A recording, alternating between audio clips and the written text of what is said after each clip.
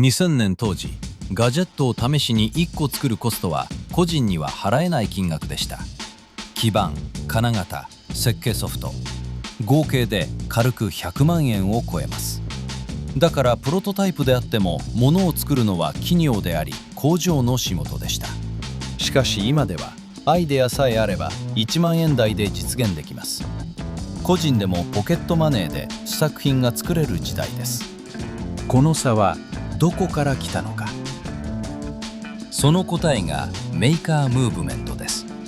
2000年代、世界中のエンジニア、アーティスト、研究者、ガレージやベッドルームの発明家たちが物を作るための壁を1枚ずつ壊していきました。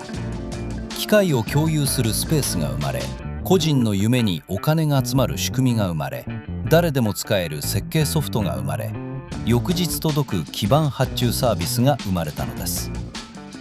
そのムーブメントは2017年、突如終わりを迎えました。あれから約10年、メーカームーブメントは死んだ。一部のメディアや論者たちがそう書きました。でもそれは本当でしょうか。であれば、こんなにも安価に個人がものづくりできる環境がなぜ今もあるのでしょうか。ムーブメントは本当に死んだのか、それとも別の何かに変わったのか。2005年から20年間の歴史をたどりながら、その問いに答えていきます。メーカームーブメントの礎は2005年に遡ります。かつてイタリア北部の小さな町イブレアに並行間際のデザイン学校がありました。インタラクションデザインインスティテュートイブレア。その校舎から1枚の基板が2005年に生まれます。大学教員ら5人の開発者が手がけたアルドゥイーノ。値段は約30ドル。一言で言えば誰でも電子工作ができるようにした小さなコンピューター基板です。それまで電子工作の入門には数万円以上の専門機材と読み解くのが難しい開発環境が必要でした。アルドゥイーノはその壁を壊しました。書き方がシンプルでアーティストやデザイナーでも扱えた。学校が並行になることが決まっていたからこそ、設計はオープンソースとして公開されます。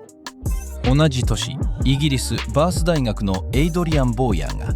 自分自身の部品を作れる 3D プリンターのプロジェクトを立ち上げます。それがレップラップでした。材料費は約350ユーロ、当時の為替で約5万3000円。当時の商用 3D プリンターは安くても300万円以上していました。ボーヤーはこう語っています。自己複製する汎用製造機は産業の破壊者になりうる。富の不平等を拡大させないために全ての人に与えるべきだと考えた。オープンソースにしたのは技術的な理由ではなく思想的な理由でした。そして2005年2月、アメリカで一つの雑誌が創刊されます。その名はメイクマガジン。創刊者のデイルド・ハーティはこの雑誌をギーク版のマーサ・スチュワートと呼びました。マーサ・スチュワートとはアメリカの料理・ライフスタイル番組で有名な実業家のことです。つまり技術好き向けの生活を豊かにするメディアという意味です。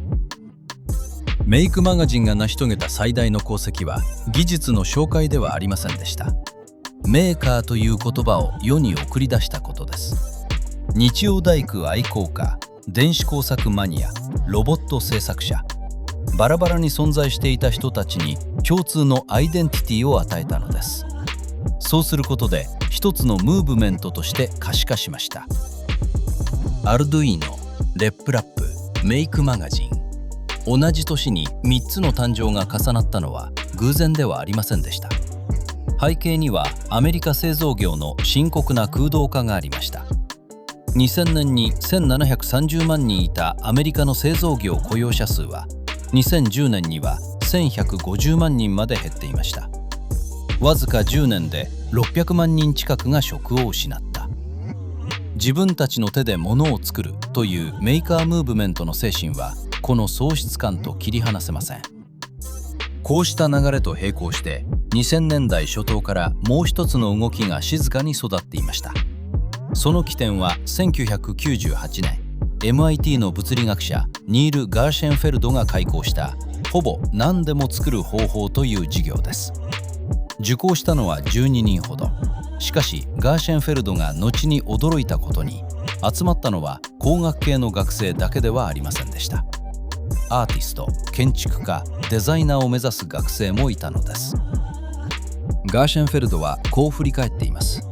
学生たちが私の問いかけていない問いに答えてくれた。それは店で買えるものを作るためではなく、店では買えないものを作るためだということだった。この事業からファブラボという場所が生まれます。ファブラボとはレーザーカッターや 3D プリンター、CNC 工作機械といった機材を備えた誰でも使えるデジタル工作室のことです。当初 MIT はファブラボを1カ所だけ設置するつもりでした。しかし設計データをオープンに共有するというファブラボの思想は国境を越えて広がっていきます。現在世界には2000カ所を超えるファブラボが存在しています。2006年カリフォルニア州サンマテオで初のメーカーフェアが開催されます。公式発表によれば来場者は約2万人、出展者は100組以上。手を動かして作る人々の祭典は急速に広がり、2016年には世界38カ国で191回開催、延べ140万人以上が来場するまでになりました。このムーブメントの急成長は当時の社会環境も影響しています。2008年のリーマンショック後、失業率が 10% に達したアメリカである逆説的な現象が起きました。調査によれば2009年の新規事業の立ち上げ率は3年前より 17% 高い水準でした。仕事を失った人々にとって自分で作るは選択肢であると同時に生き残り戦略でもあったのです。2009年1月、ニューヨークでメーカーボットというスタートアップが創業します。最初に開発した 3D プリンターのキット、カップケーキ CNC の価格は750ドル。当時の為替で約7万4000円。初回生産の20台は即完売。以降急成長を果たし、メーカームーブメントの象徴的存在に躍り出ます。個人が自宅で立体物を造形できるという事実は製造の意味そのものを揺さぶりました。同じ2009年4月、3人の若者がキックスターターというクラウドファンディングサービスを立ち上げます。しかしこのアイデアが生まれたのは実は2001年のことでした。ニューオーリンズに住むミュージシャンのペリー・チェンがジャズフェスティバルにオーストリアの DJ デュオを呼ぼうとして資金が集まらず断念したのです。もし観客が事前にチケット購入を約束してくれるサイトがあれば、十分な資金が集まればショーは開催され、集まらなければ誰も請求されないというアイデアはその時生まれましたが、チェンはスタートアップを始める気には正直なれなかったと語っています。アイデアを温め続けること8年。2005年にニューヨークへ移り、ヤンシー・ストリッカーとチャールズ・アドラーと出会い、ようやく形になりました。キックスターターがハードウェアの可能性を世界に証明したのが2012年です。エリック・ミジコフスキーが設計したスマートウォッチペブルは10万ドル、約810万円の目標額を2時間で突破。最終的に6万8929人から1026万ドル、約8億3000万円を集めました。アップルウォッチが発売される3年前のことです。同じ年、当時19歳のパルマー・ラッキーが VR ヘッドセットオキュラスリフトのプロジェクトをキックスターターに立ち上げます。集まったのは243万ドル、約1億9000万円。2014年には Facebook に約20億ドル、当時のレートで約2040億円で買収されます。ガレージの試作品が2年足らずで2000億円企業になりました。これらは個人でもハードウェアを作れるという物語を決定的なものにした出来事です。2012年、元ワイヤード編集長のクリス・アンダーソンが著書「メイカーズ」を発表します。デジタルファブリケーションとインターネットの融合が第三次産業革命を引き起こし、製造業が個人の手に戻ると論じました。アンダーソンは同年ワイヤードを退社し、自ら設立したドローン企業 3D ロボティクスの経営に専念します。数年後にこの企業自身がその楽観的な予測の限界を体現することになります。熱気の頂点は2014年6月18日に訪れました。バラク・オバマ大統領が史上初のホワイトハウスメーカーフェアを開催したのです。25州から100人以上の学生、起業家、エンジニアを招き、33作品が展示されました。その場でオバマ大統領はこう宣言します。今日の DIY が明日のメイドインアメリカになる。大統領は同日をナショナルデイ・オブ・メイキングと宣言。150以上の大学がメーカー教育の導入を、125の図書館がメーカースペースの設置を表明しました。メーカームーブメントがアメリカの産業政策と公式に接続された瞬間でした。そしてこの波はアメリカ国内にとどまりませんでした。一国の大統領がメーカームーブメントを製造業復興の柱に位置づけたことで、個人のものづくりは世界各国の政策立案者たちのアジェンダに上るようになります。海外への影響については後の章で触れます。しかし頂点は同時にバブルの始まりでもありました。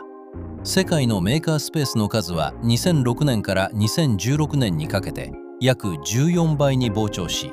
2016年初頭には約1400カ所に達しました。助成金や企業スポンサーに引き寄せられ、持続可能なビジネスモデルを持たない施設が乱立しました。2015年の調査では、収益を上げていたメーカースペースはわずか 34% に過ぎませんでした。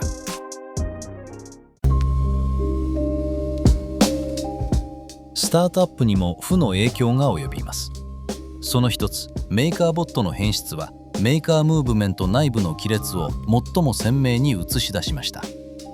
2012年9月、メーカーボットは新製品でオープンソース設計の公開を停止します。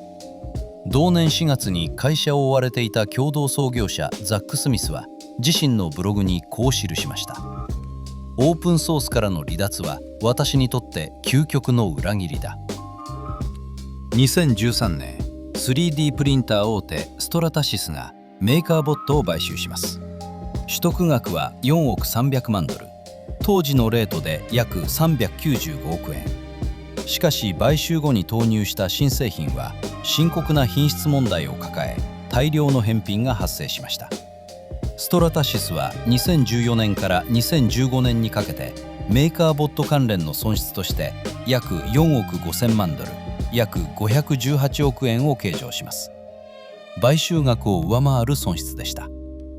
クラウドファンディングにも死の谷が現れます。試作品で資金を集めることはできても、量産して届けるには別の能力が必要であり、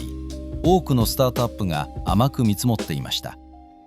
2014年にキックスターターで1328万ドル、約13億7000万円を集めたクーレストクーラーは、製造コストの過小見積もりにより62,642人の支援者のうち2万人以上に製品を届けられないまま廃業しました。より極端な例もあります。ウェールズの企業が開発した超小型ドローンザノは12,074人の支援者のうち届けられたのはわずか4台でした。独立した調査報告書では製造能力の根本的な欠如が明らかになりました。メーカームーブメントを広めたクリス・アンダーソンの 3D ロボティクスも構造の壁に突き当たりました。累計約1億ドル、約115億円の VC 資金を調達し、350人の従業員を抱えながら2015年に投入したドローンソロは振るいませんでした。競合の中国企業 DJI が大幅に安価なドローンを販売し、打つ手がなかったのです。アンダーソンは後にこう語っています。ハードウェア開発は私が予想していたほどずっと難しい状態だったわけじゃない。中国が技術を取り入れるスピードこそがまさに驚異的だった。2016年、3D ロボティクスはコンシューマー向けハードウェアから撤退します。そして2017年11月、メーカースペースを全米10拠点に展開していたテックショップが全店同時閉鎖し、経営破綻します。2006年の創業から11年、最盛期には1拠点あたり1億円以上の設備を要しました。 CEO のダン・ウッズはこう声明を発表しています。営利企業によるメーカースペースのネットワークは都市や企業や財団からの外部補助なしに持続不可能だ。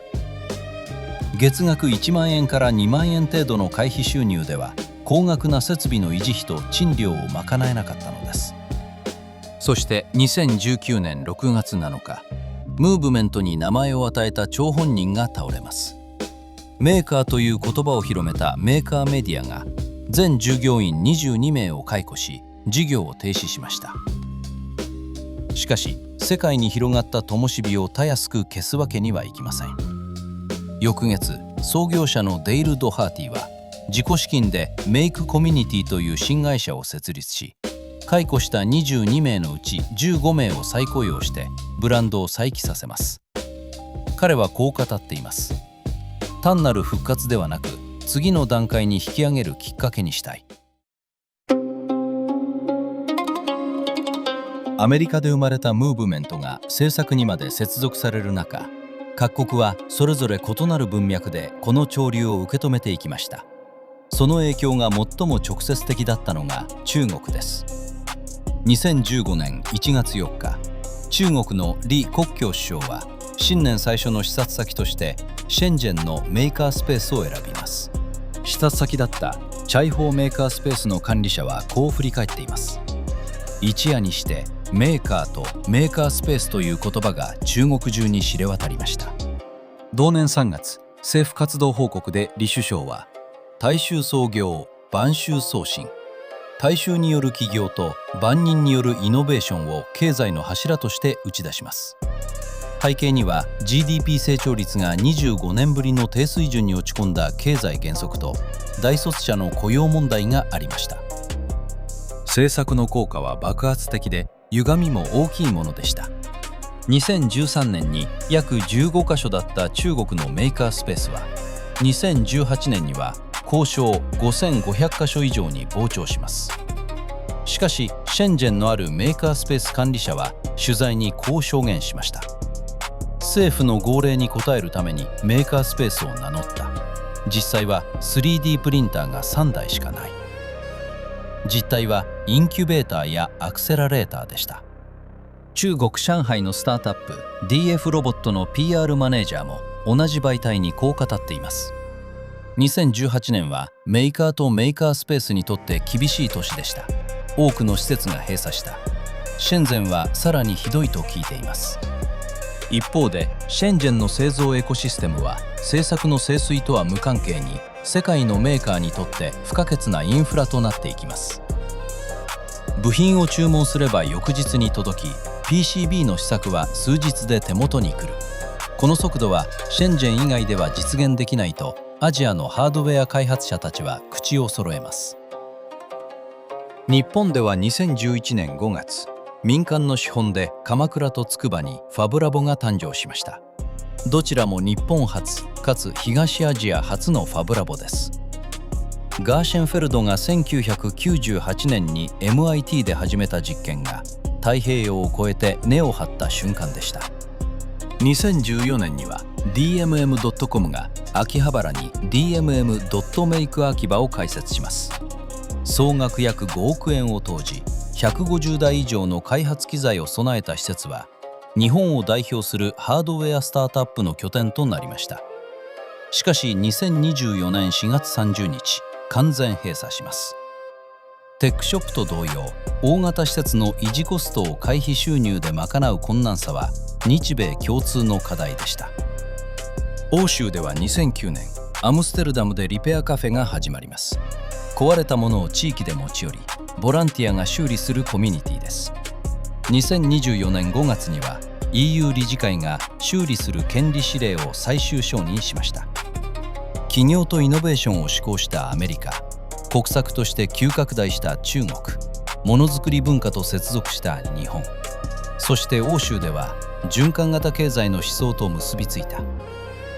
作る、直す、共有するという行為が社会ごとに異なる意味と形を持って根付いていったのです。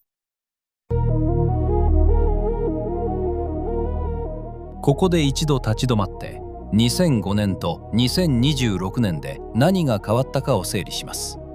まずは電子基板の製造について。2005年以前、個人が基板を業者に発注すると最小ロット10枚以上、費用は1注文あたり1万円以上、納期は数週間でした。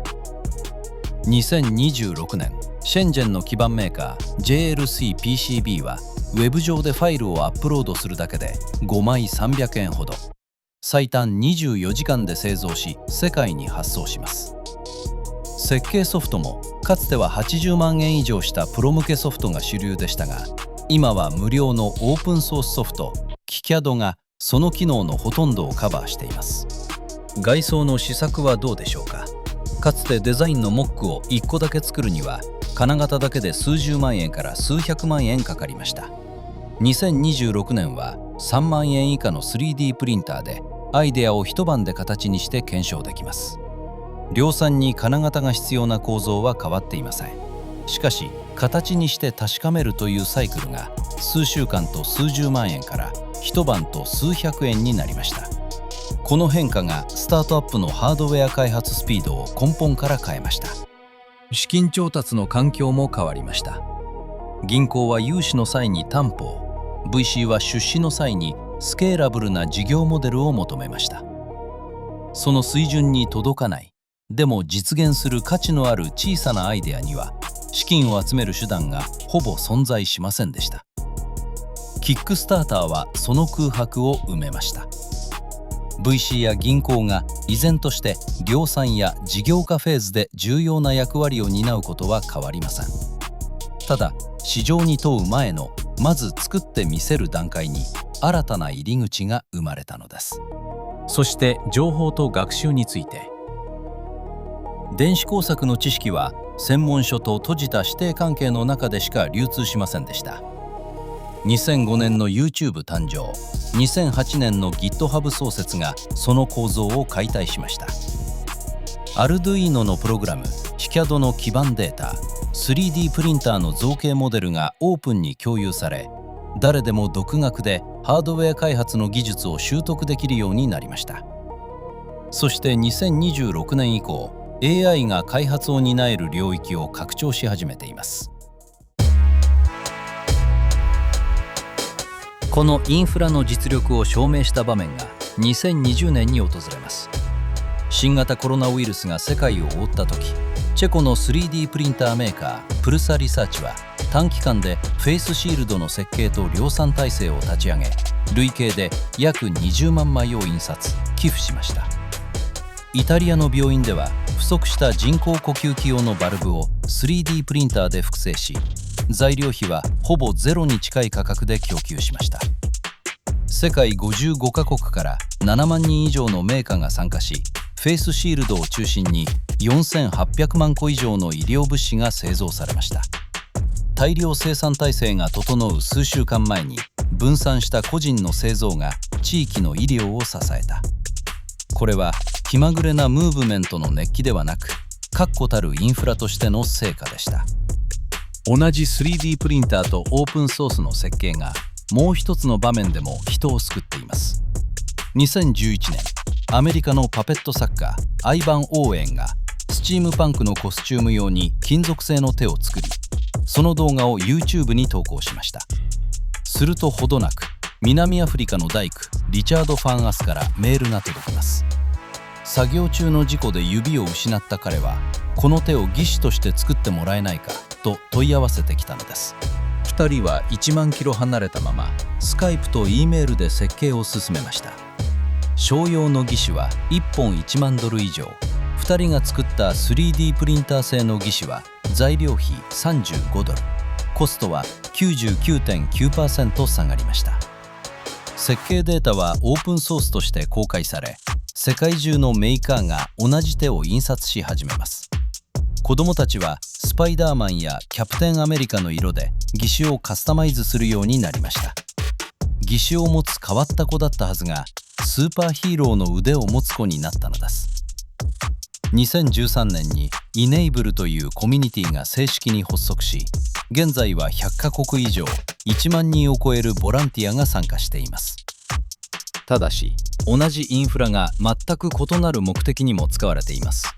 2022年、ロシアによるウクライナへの全面侵攻が始まって以降、ウクライナのメーカーたちは 3D プリンターと市販の電子部品を組み合わせ FPV ドローン、つまり小型無人機を量産し始めました。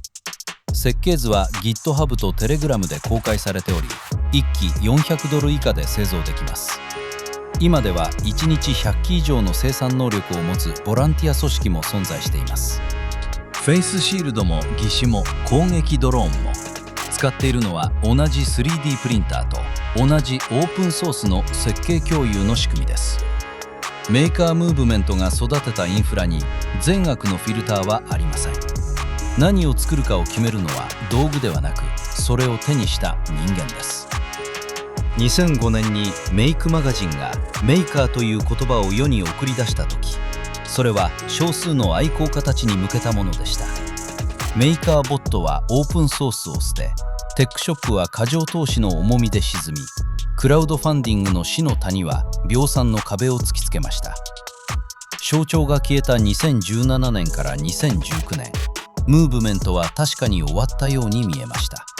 しかし、象徴が消えたその時点で、世界の構造はすでに不可逆的に変わっていました。3D プリンターは2万円台で買えます。基板は300円で作れます。キャドは無料で使えます。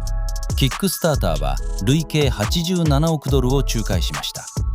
ファブラボのネットワークは世界2000カ所以上に広がっています。象徴なき場所でインフラは静かに根を張り続けていました。この動画のオープニングを思い出してください。ラズベリーパイで電子工作をし、基板を300円で注文し、3D プリンターでケースを作る。あなたが当たり前のようにやっていることの一つ一つが20年間の積み重ねなのです。ムーブメントは死んだのではありません。インフラにシフトしているのです。その変化は今も続いています。